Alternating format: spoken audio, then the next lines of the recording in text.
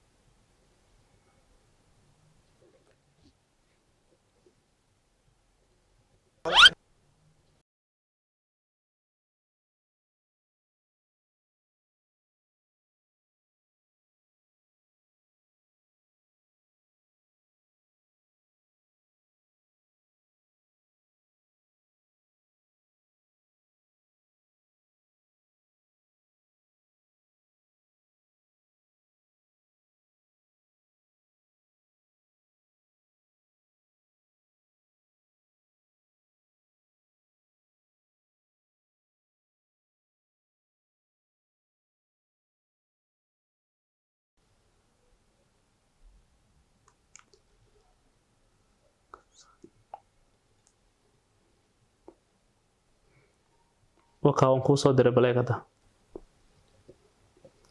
waxa ka saartay message ka saartay iskada ma iskada horada oo message ka sheeg doonay iskada waxa soo qoray iskada maxaa dareenta marka message WhatsApp ka lagu soo qoray dib looga saaro adigoo aan fursad u helin inaad akhrido soo ma dareentid ciliiri isla markaana ma jeclaysan lahayn inaad ogaatid message kaasi waxa uu yahay kaaga sii daranay markaad weydiisid qofkii soo qoray message-ka uu masaxay waxa uu inta badan ku jawaabaa iska daayo haddaba ma jeclaan lahayd inaad ogaatid message-kaasi waxa uu yahay oo way dhici kartaa anaana ku haya halka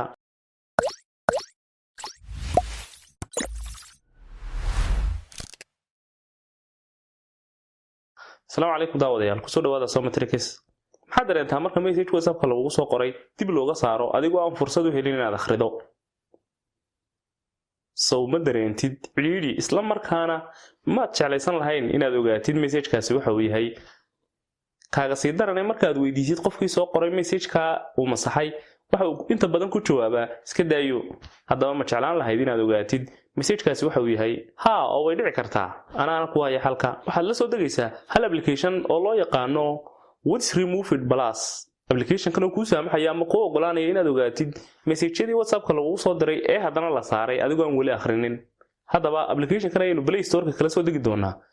waxaanaynu eegi doonaa sida loo ogaado message-yadii lagu soo diray ee la masaxay ka hor intii aanad akhrinin Play Store ka aynu tagaynaa kadibna waxaanu ku qoraynaa What's Removed Plus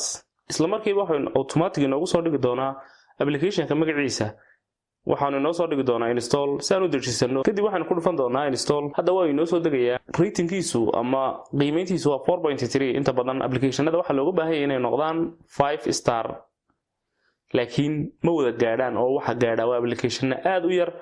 applicationada ugu fiican waa kuwii 4 ka sareeya 4.2 4.3 4.4 4.8 4.7 laakiin application 5 gaadha aad buu yiri 5 star application gaadha aad buu yiri size-kiisuna waa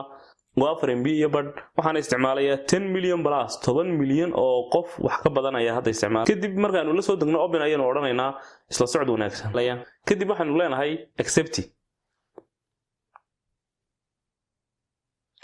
kadib waxa uu noo soo dhigayaa attention waxaanu leenahay yes kadib notification access-ka kadib waxaanu u furaynaa notification access-ka hadda wuxuu doonayaa inuu access gareeyo notification-ka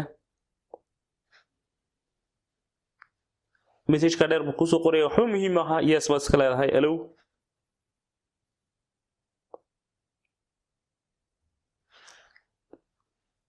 kadib waa ka soo noqonaynaa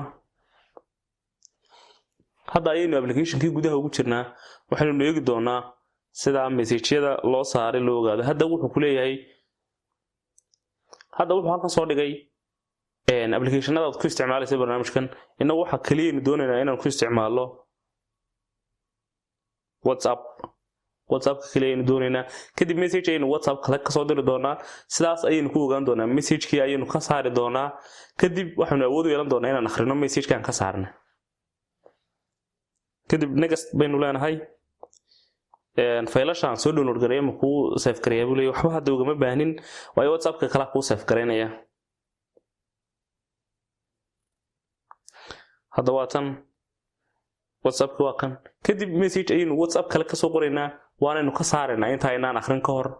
marka aynu ogaan doonaa in application-kani shaqeynaya iyo in kale hadda saad u jeedaan waxa igu jira laba WhatsApp saddex baa ku jira laakiin kaas waa WhatsApp oo waa fake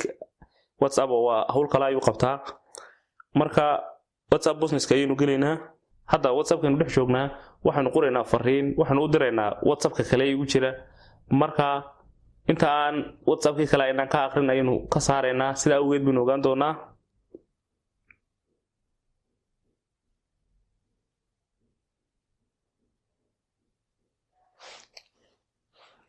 هذا fariin baynu hadda qornay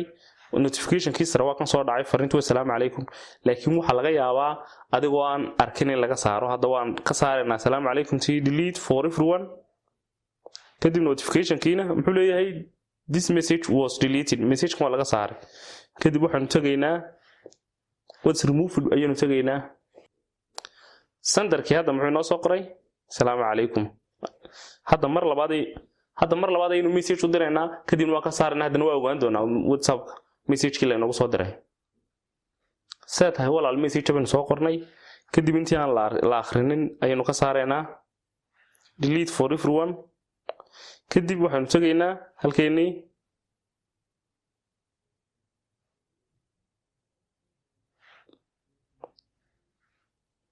wata sidee tahay walaal way noo soo dhacday sender baa soo diray qofkii soo diray magaciisa sender ay ku save gareysan adii magac kasta kugu save gareystaan kara marka sidaas ayaad ku ogaanaysaa message-yada lagu soo diro marka laga saaro waxba ay ciriiri iyo cadho kugu haynin waxba qofka hadda waqinin maxaad soo dirtay message kaliya application-ka la soo deg isticmaal qof kasto message ku soo qoro ka saar WhatsApp-ka wad ka helaysaa wad ku maasantahay daawashada muuqaalkan fadlan hamugaan inaad muuqaalka like saartay isla markaana kanaalka sii share gareyso si dad badan ugu soo xidhmaan annaguna aan ugu dhiirano inaanu soo sameeyno muuqaalo noocan oo kale ah wad maasantiin